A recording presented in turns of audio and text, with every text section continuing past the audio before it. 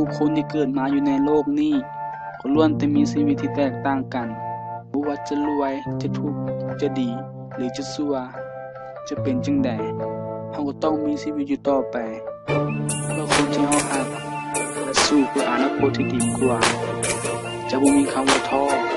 และจะบ่มีคำว่าแพ้อยู่ในใจถึงจะเป็นจังใดก็จะสู้ต่อไป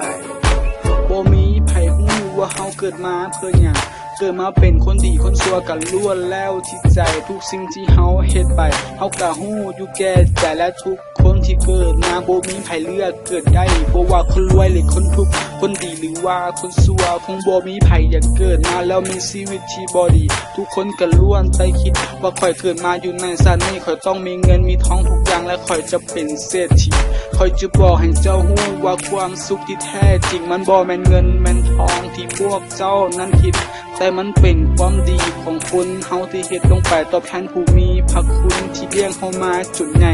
นั่นคือพ่อและแม่ผู้ที่ให้ชีวิตถ้าบ่มีพวกเพิ่นและเฮาจะเป็นจังใดแค่อยากให้เจ้านั้นฮู้ไว้ว่าบุญคุณเพิ่นหลายส่ำใดต่อให้ตายเป็น10ชาติก็บ่สามารถจะใส่หมดได้บ่สามารถจะใส่หมดได้กับ1ชีวิตที่เพิ่นมีให้ต่อให้ตายเป็น10ชาติ20ชาติ1000ชาติก็บ่มีทางที่จะใส่หมดได้สิ่งเดียวที่จะเฮ็ดได้ก็คือมันเฮ็ดดีกับพ่อและแม่ทุกคำที่เพิ่นเว้าเพิ่นสอนก็จะเป็นเสียงคำตกฟากให้เจ้าฮู้ไว้ว่าชาตินี้เกิดมาย้อนไผถ้าเหมือนพ่อและแม่ทุกช่วงเวลาที่โหดร้ายที่เข้ามาในชีวิตอาจจะมีบางเทื่อที่เฮ็ดให้เก็บเอาไปคิดกับความทรงจำที่มันบ่ดีที่เคยเกิดขึ้นกับชีวิตจากวันนั้นถึงวันนี้เฮาก็ผ่านมันมาได้ข่อยบ่สนว่าไผจะเว้าให้ข่อยบ่ดีจังใด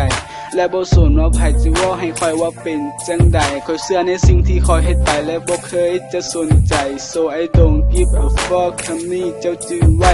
และข่อยจะบ่สนว่าอุปสรรคจะหลายส่ำใดอาจจะมีวันที่ท้อแต่ข่อยจะสู้ต่อไปเพื่อชีวิตที่ดีและอนาคตที่สดใสเพราะนี่แม่นชีวิตของข้อย This is my life มาแล้วนี่แม่นชีวิตเฮาคนเฮาเกิดชาติเดียวตายชาติเดียวตอนที่ยังมีชีวิตอยู่ให้มันทำความดีเอาไว้หลายๆก่อนวันนั้นมันจะมาถึงสุดท้ายจะเป็นจังใดทุกสิ่งทุกอย่างที่เฮ็ดลงไปก็แค่มั่นใจในสิ่งที่เฮ็ดเท่านี้ก็เพียงพอบ่ต้องไปสนบ่ต้องไปง้อทุกคำที่ผ่านเข้ามาขอเพียงเจ้านั้นตั้งหน้าและพร้อมจะสู้ต่อไปถ้าวันใดรู้สึกท้อขออยากให้เจ้านั้นรู้ไว้ว่าข้อยจะอยู่บนนี้อยู่เคียงข้างเจ้าตลอดไปและเฮาจะผ่านเป็นน้ำกันไปถึงจุดนั้นให้ได้เพราะนี่แม่นชีวิตที่จะต้องสู้อีกต่อไป